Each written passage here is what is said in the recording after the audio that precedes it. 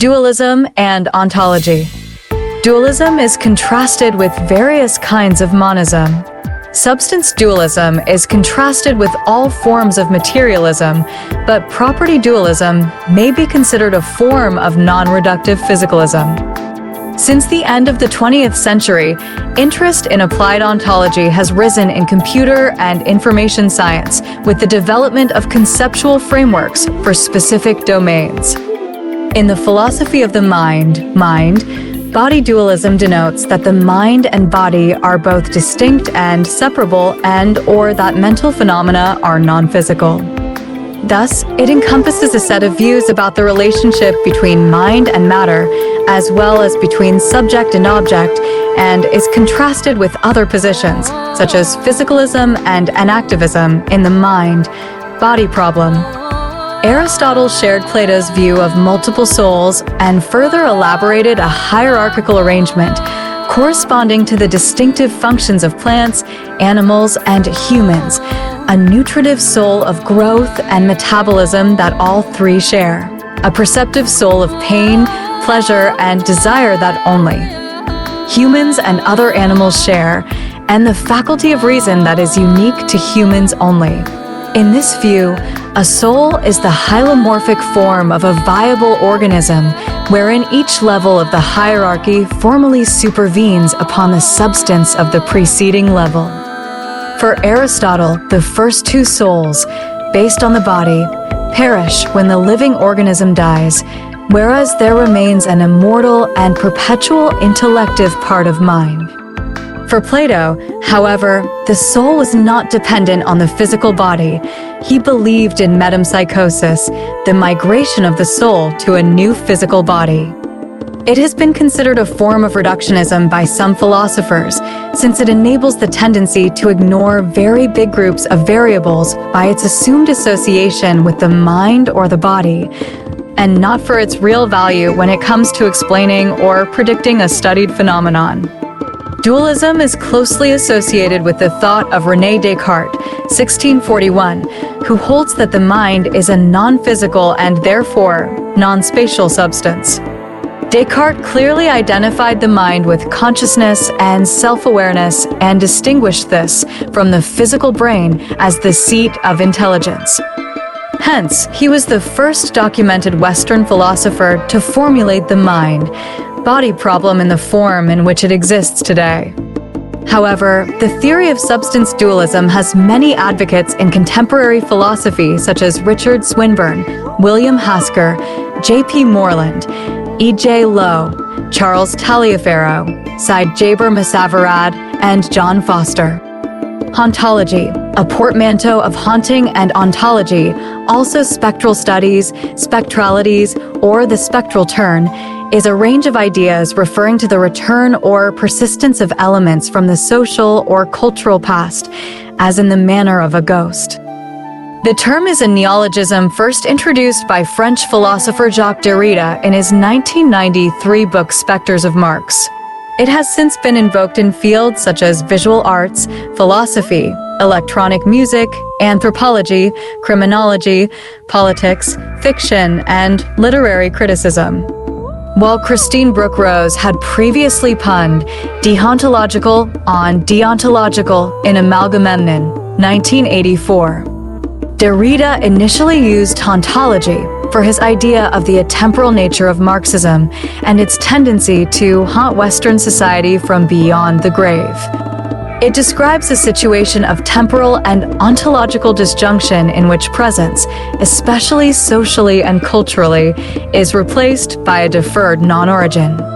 The concept is derived from deconstruction, in which any attempt to locate the origin of identity or history must inevitably find itself dependent on an always already existing set of linguistic conditions. Despite being the central focus of Spectres of Marx, the word hauntology appears only 3 times in the book, and there is little consistency in how other writers define the term. In the 2000s, the term was applied to musicians by theorists Simon Reynolds and Mark Fisher, who were said to explore ideas related to temporal disjunction, retrofuturism, cultural memory, and the persistence of the past. Ontology has been used as a critical lens in various forms of media and theory, including music, aesthetics, political theory, architecture, African futurism, Afrofuturism, Neofuturism, metamodernism, anthropology, and psychoanalysis. Due to the difficulty in understanding the concept, there is little consistency in how other writers define the term. Development on ghost. For example, hauntings and ghost stories have existed for millennia and reached a heyday in the West during the 19th century. In cultural studies, Terry Castle, in The Apparitional Lesbian, and Anthony Vidler, in The Architectural Uncanny, predate Derrida. Hauntology originates from Derrida's discussion of Karl Marx in Spectres of Marx, specifically Marx's proclamation that a spectre is haunting Europe, the spectre of communism, in the Communist Manifesto. Derrida calls on Shakespeare's Hamlet, particularly a phrase spoken by the titular character. The time is out of joint. The word functions as a deliberate near homophone to ontology in Derrida's native French, hauntology and ontology. Derrida's prior work on deconstruction, on concepts of trace and difference in particular, serves as the foundation of his formulation of hauntology, fundamentally asserting that there is no temporal point of pure origin, but only an always already absent present. Derrida sees hauntology as not only more powerful than ontology, but it also sees that it would harbor within itself eschatology and teleology themselves. His writing in Spectres is marked by a preoccupation with the death of communism after the 1991 fall of the Soviet Union. In particular, after theorists such as Francis Fukuyama asserted that capitalism had conclusively triumphed over other political economic systems and reached the end of history. Despite being the central focus of Spectres of Marx, the word hauntology appears only 3 times in the book. Peter Buse and Andrew Scott, discussing Derrida's notion of hauntology, explain, "Ghosts arrive from the past and appear in the present. However, the ghost cannot be properly said to belong to the past. Does then the historical person who is identified with the ghost properly belong to the present? Surely not, as the idea of a return from death fractures all traditional conceptions of temporality. The temporality to which the ghost is subject is therefore paradoxical. At once they return and make their apparitional debut. Any attempt to isolate the origin of language will find its inaugural moment already dependent upon a system of linguistic differences that have been installed prior to the original moment." In the 2000s, the term was taken up by critics in reference to paradoxes found in postmodernity, particularly contemporary culture's persistent recycling of retro aesthetics and incapacity to escape old social forms. Writers such as Mark Fisher and Simon Reynolds used the term to describe a musical aesthetic preoccupied with this temporal disjunction and the nostalgia for lost futures. So-called hauntological musicians are described as exploring ideas related to temporal disjunction, retrofuturism, cultural memory, and the persistence of the past. Anthropology has seen a widespread usage of hauntology as a methodology across ethnography, archaeology, and psychological anthropology. In 2019 Ethos, the Journal of the Society for Psychological Anthropology dedicated a full issue to hauntology, titled Hauntology in Psychological Anthropology.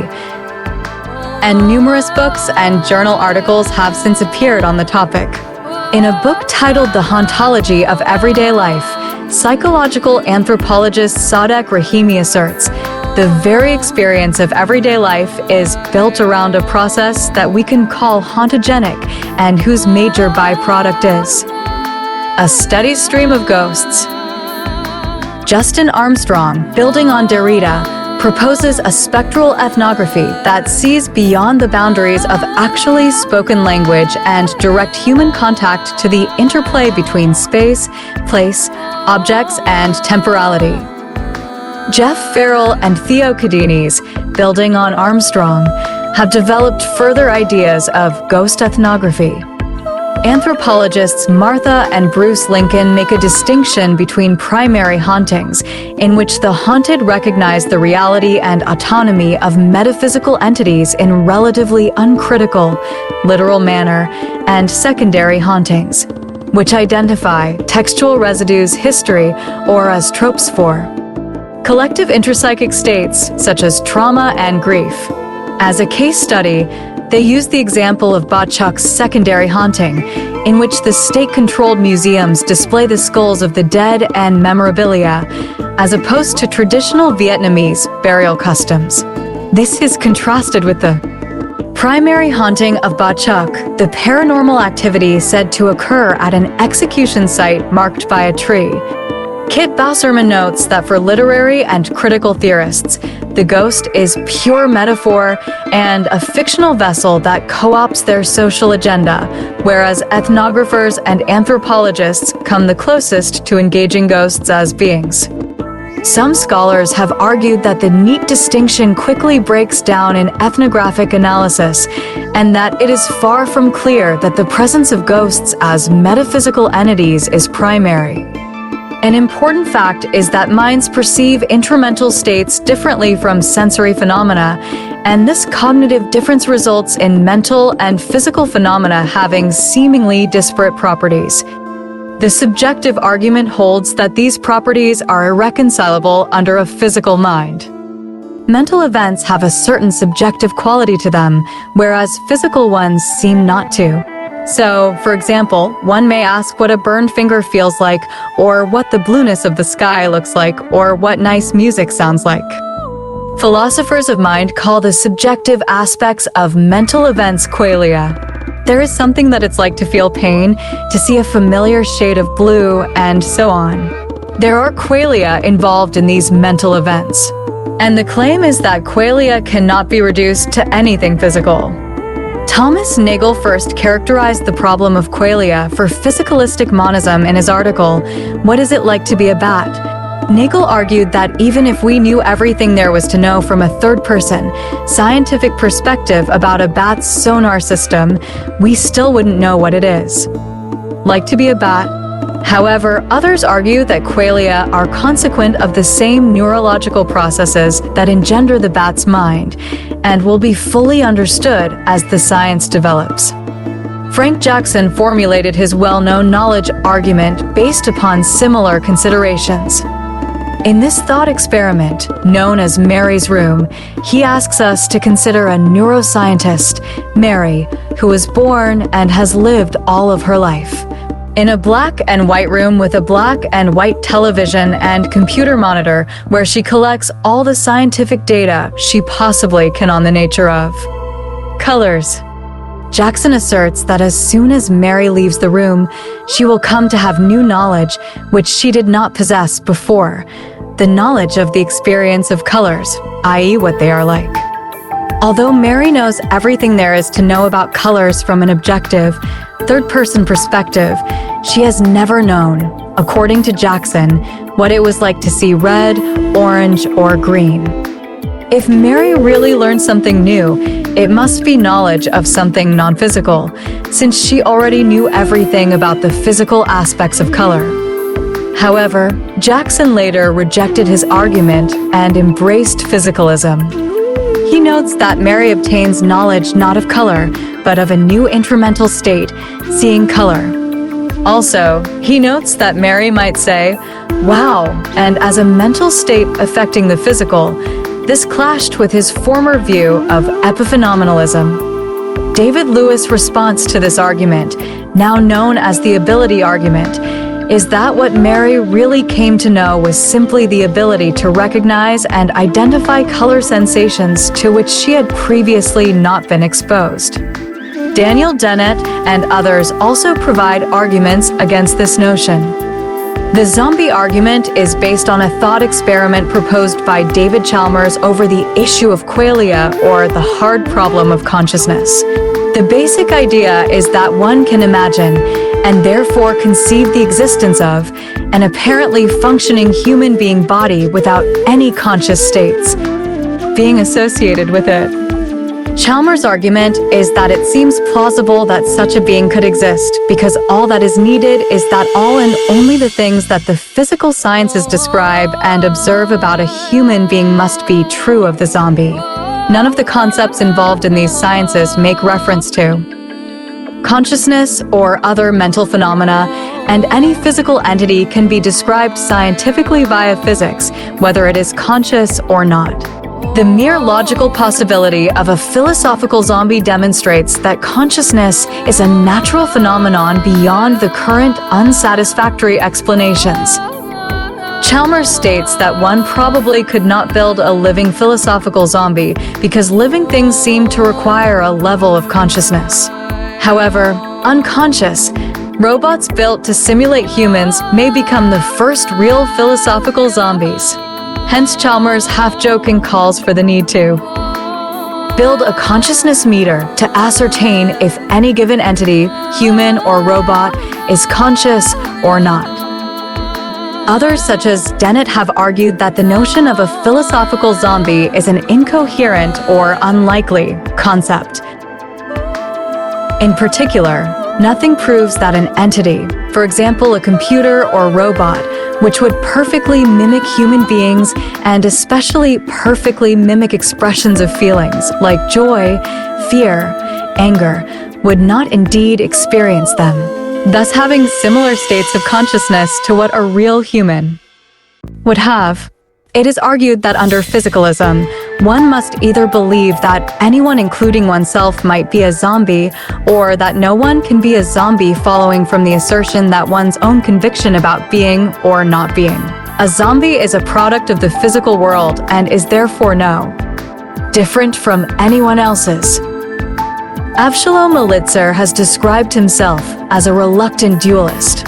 One argument Elitzur makes in favor of dualism is an argument from bafflement.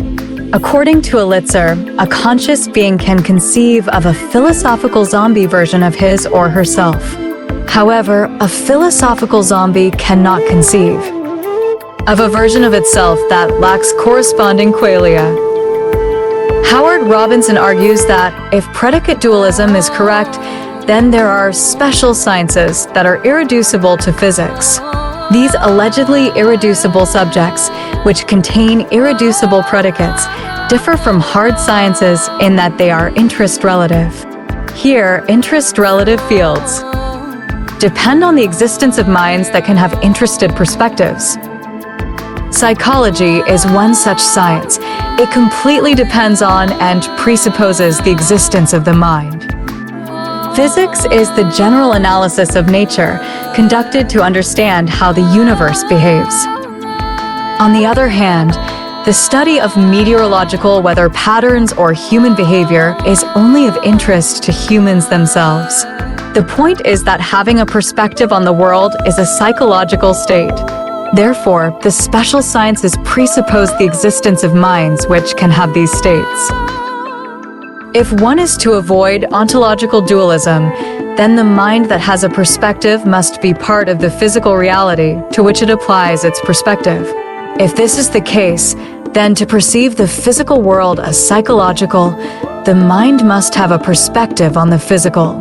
This, in turn, presupposes the existence of mind.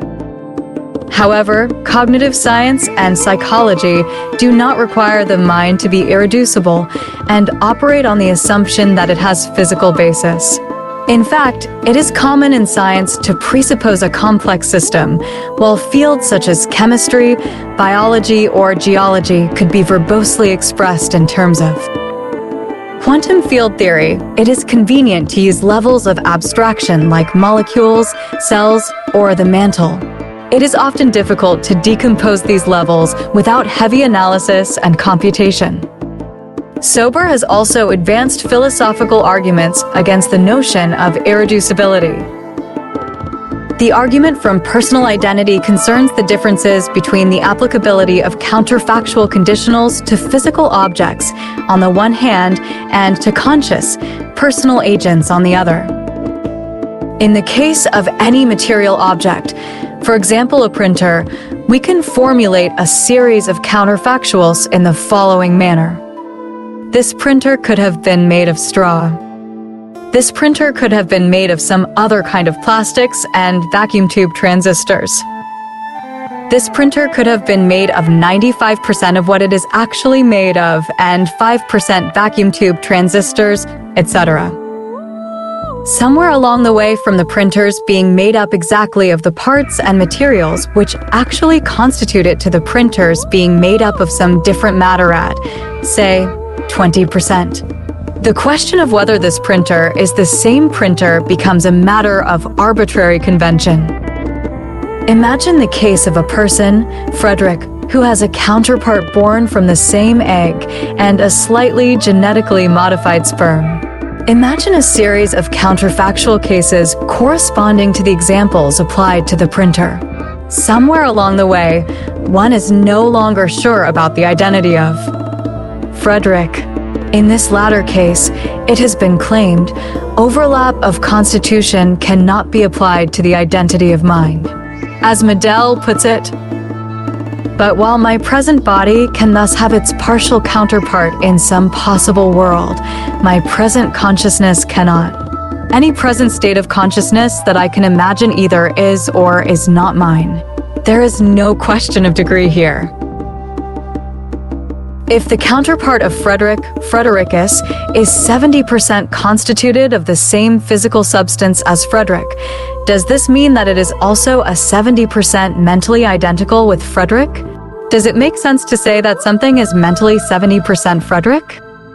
A possible solution to this dilemma is that of open individualism. Richard Swinburne, in his book The Existence of God, put forward an argument for mind-body dualism based upon personal identity. He states that the brain is composed of two hemispheres and a cord linking the two, and that, as modern science has shown, neither of these can be removed without the person losing any memories or mental capacities. He then cites a thought experiment for the reader, asking what would happen if each of the two hemispheres of one person were placed inside two different people. Either, Swinburne claims, one of the two is me or neither is, and there is no way of telling which, as each will have similar memories and mental capacities to the other. In fact, Swinburne claims, even if one's mental capacities and memories are far more similar to the original person than the others are, they still may not be him. From here, he deduces that even if we know what has happened to every single atom inside a person's brain, we still do not know what has happened to them as an identity. From here it follows that a part of our mind, or our soul, is immaterial, and, as a consequence, that mind-body dualism is true. Christian List argues that Bench-Helly's vertiginous question, i.e. why people exist as themselves and not as someone else, and the existence of first personal facts are a refutation of physicalist philosophies of consciousness. However, List also argues that this also refutes standard versions of mind-body dualism that have purely third-personal metaphysics. Philosophers and scientists such as Victor Reppert, William Hasker, and Alvin Plantinga have developed an argument for dualism dubbed the argument from reason. They credit C.S. Lewis with first bringing the argument to light in his book Miracles. Lewis called the argument the cardinal difficulty of naturalism, which was the title of Chapter 3 of Miracles. The argument postulates that if, as naturalism entails, all of our thoughts are the effect of a physical cause, then we have no reason for assuming that they are also the consequent of a reasonable ground. However, knowledge is apprehended by reasoning from ground to consequent.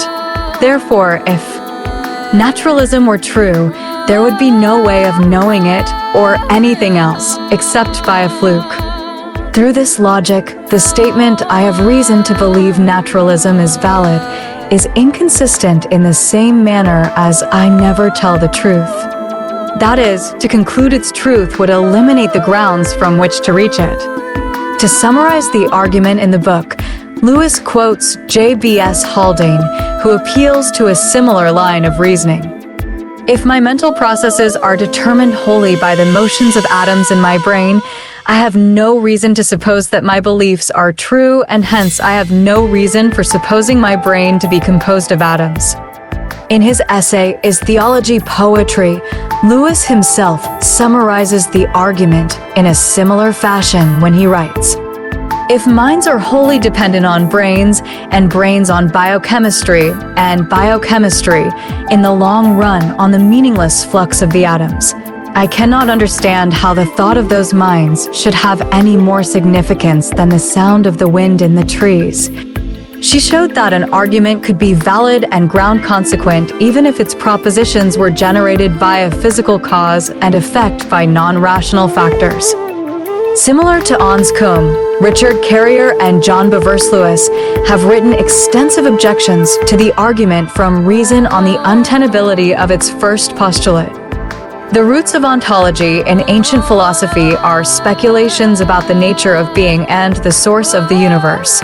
Discussions of the essence of reality are found in the Upanishads, ancient Indian scriptures dating from as early as 700 BCE. They say that the universe has a divine foundation and discuss in what sense ultimate reality is one or many. Samkhya, the first orthodox school of Indian philosophy, it formulated an atheist dualist ontology based on the Upanishads, identifying pure consciousness and matter as its two foundational principles. The later Vaisheshika school proposed a comprehensive system of categories. In ancient China, Laozi's 6th century BC, Taoism examines the underlying order of the universe, known as Tao, and how this order is shaped by the interaction of two basic forces, yin and yang. The philosophical movement of Xuanxue emerged in the 3rd century CE and explored the relation between being and non-being. Starting in the 6th century BCE, pre-Socratic philosophers in ancient Greece aimed to provide rational explanations of the universe. They suggested that a first principle, such as water or fire, is the primal source of all things. Parmenides, 515 to 450 BC, is sometimes considered the founder of ontology because of his explicit discussion of the concepts of being and non-being. Inspired by pre-Socratic philosophy, Plato, 427 to 347 BC, developed his theory of forms. It distinguishes between unchangeable perfect forms and matter, which has a lower degree of existence and imitates the forms. Aristotle, 384 to 322 BC, suggested an elaborate system of categories that introduced the concept of substance as the primary kind of being. The school of Neoplatonism arose in the 3rd century CE and proposed an ineffable source of everything, called the One, which is more basic than being itself. The problem of universals was an influential topic in medieval ontology.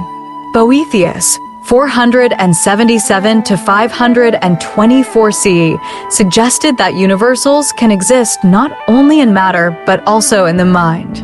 This view inspired Peter Abelard, 1079 to 1142 CE, who proposed that universals exist only in the mind.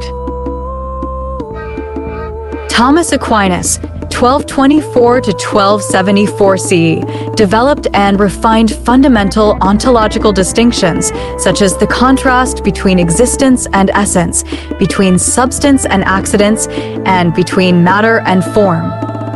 He also discussed the transcendentals, which are the most general properties or modes of being.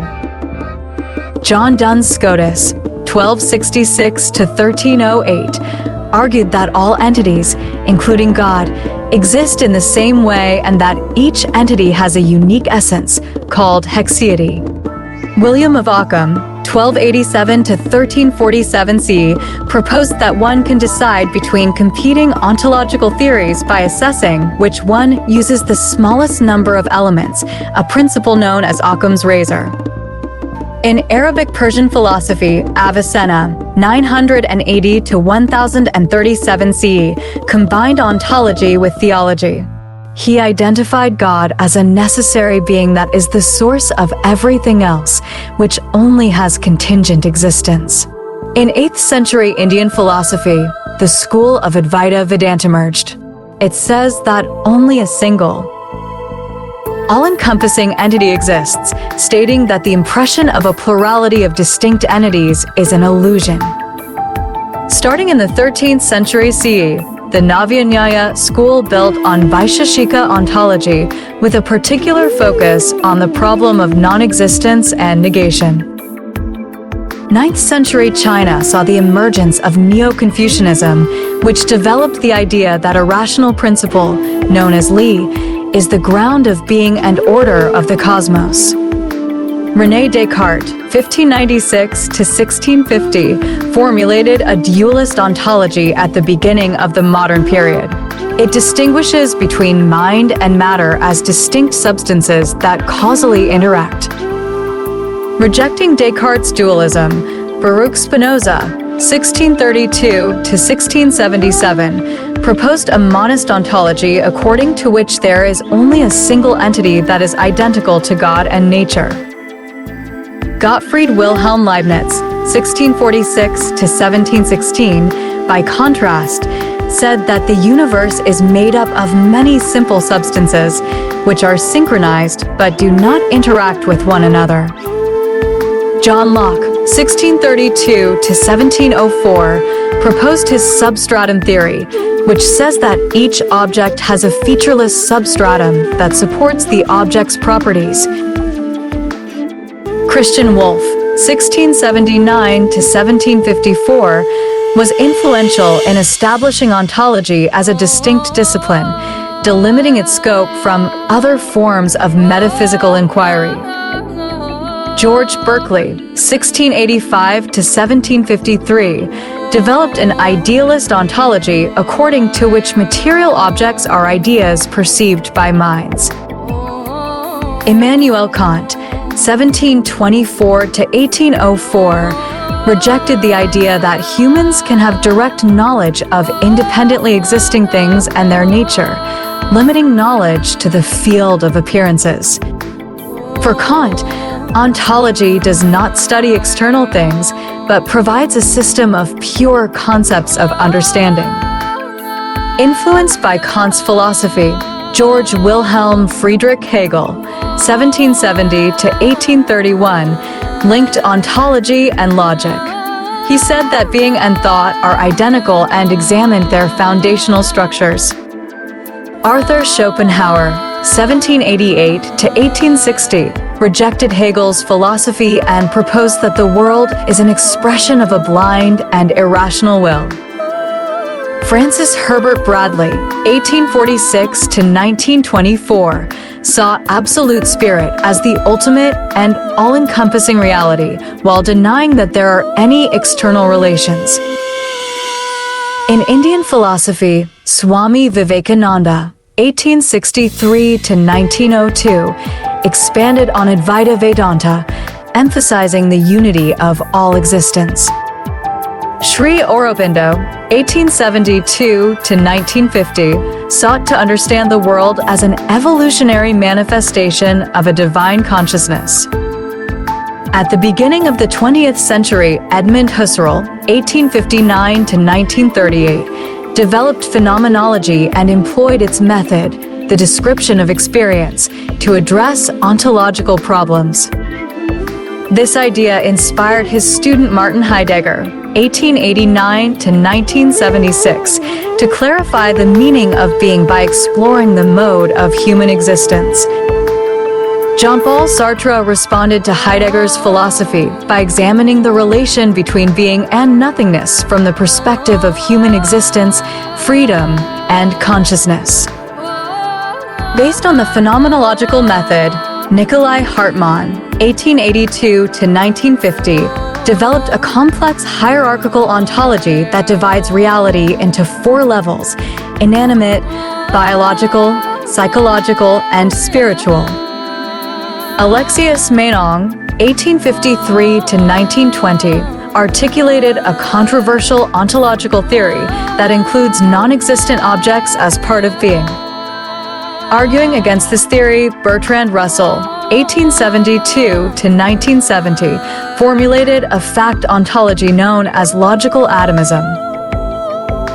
This idea was further refined by the early Ludwig Wittgenstein, 1889 to 1951, and inspired D.M. Armstrong's 1926 to 2014 ontology. Alfred North Whitehead, 1861 to 1947, by contrast, developed a process ontology. Rudolf Carnap, 1891 to 1970, questioned the objectivity of ontological theories by claiming that what exists depends on one's linguistic framework. He had a strong influence on Willard Van Orman Quine, 1908 to 2000, who analyzed the ontological commitments of scientific theories to solve ontological problems. Quine's student David Lewis, 1941 to 2001, formulated the position of modal realism, which says that possible worlds are as real and concrete as the actual world. Soul dualism, pluralism, or multiple souls, is a range of beliefs that a person has 2 or more kinds of souls. In many cases, one of the souls is associated with body functions, body soul, and the other one can leave the body, free soul or wandering soul.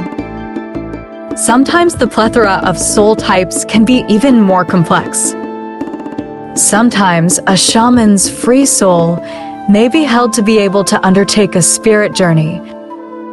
The belief in soul dualism found throughout most Austronesian shamanistic traditions. The reconstructed Proto-Austronesian word for the body soul is *nawa, breath, life, or vital spirit.